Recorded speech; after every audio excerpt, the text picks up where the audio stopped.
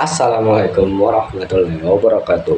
Saya Muhammad Syahirul. Di sini saya akan melanjutkan review buku yang dimana kita di bab terakhir, yaitu bab 5, yang membahas tentang pertanyaan yang sering muncul dalam penelitian sejarah adalah bagaimana peran seorang geograf dalam membantu penelitian sejarah atau sebaliknya. Nah, bagaimana sejarawan memanfaatkan hasil kajian geografis?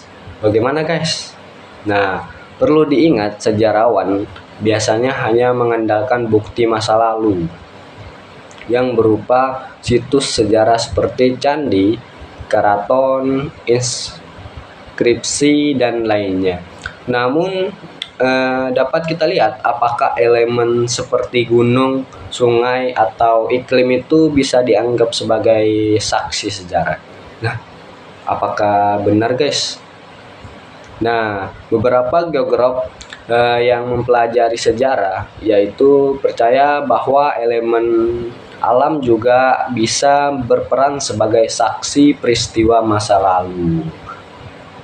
Saksi alam ini sangat penting untuk membantu sejarawan dalam merekonstruksi kejadian masa lampau, mengingat peristiwa sejarah ini tidak hanya melibatkan manusia, tetapi juga keadaan alam saat itu. Dalam pekerjaan sejarah, unsur waktu dan ruang harus diperhitungkan, dan dengan memahami geografis, sejarawan bisa mendapatkan gambaran yang lebih jelas tentang geografis suatu peristiwa. 1965 yang dimana menyatakan bahwa geografi tanpa sejarah itu seperti kerangka tanpa gerak, dan sejarah tanpa geografi seperti pengembara tanpa tempat tinggal. Nah, ini menunjukkan bahwa kedua disiplin ilmu ini saling melengkapi. Sejarawan yang menulis sejarah tanpa bantuan geografi akan kehilangan gambaran wilayah dan waktu yang jelas, sehingga hasilnya hanya berupa narasi kosong tanpa konteks ruang dan waktu yang nyata.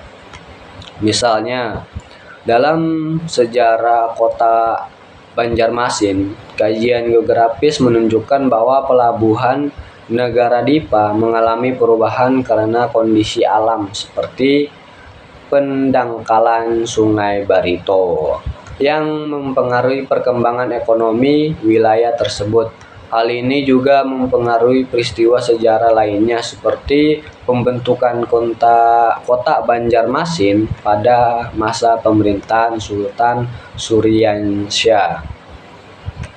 Pendangkalan Sungai Barito ini masih menjadi masalah serius hingga saat ini karena lumpur yang terus-menerus terbawa dari hulu sungai membuat alur sungai semakin dangkal, sehingga berdampak pada lalu lintas perairan dan kegiatan ekonomi.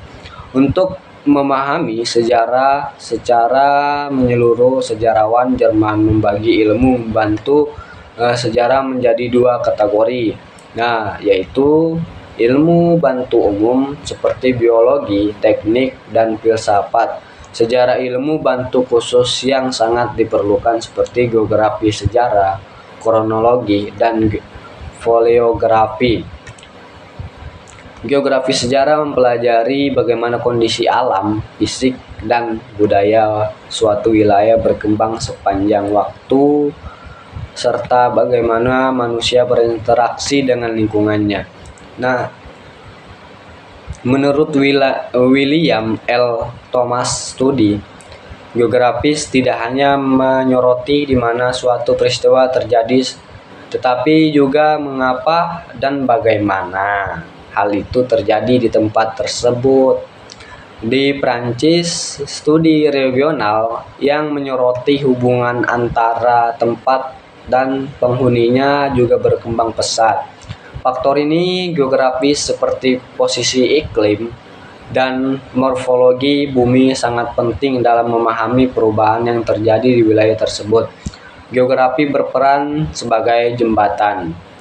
antara ilmu alam dan ilmu sosial, karena ini menjelaskan bagaimana lingkungan alam mempengaruhi kehidupan manusia. Disiplin ilmu lain seperti sejarah, ekonomi, sosiologi, dan antropologi juga memperhitungkan lingkungan alam. Meskipun geografi tetap diperlukan untuk memberikan konteks yang lebih mendalam dalam pendidikan, istilah ilmu pengetahuan sosial atau IPS digunakan sebagai nama mata pelajaran di sekolah yang mencakup berbagai disiplin ilmu sosial. Dalzoini 1992, yang dimana menyatakan menggambarkan IPS sebagai segitiga waktu ruang hidup yang menunjukkan hubungan antara studi sejarah, geografi, dan ilmu sosial lainnya dalam memahami manusia dalam konteks waktu, ruang, dan kehidupan.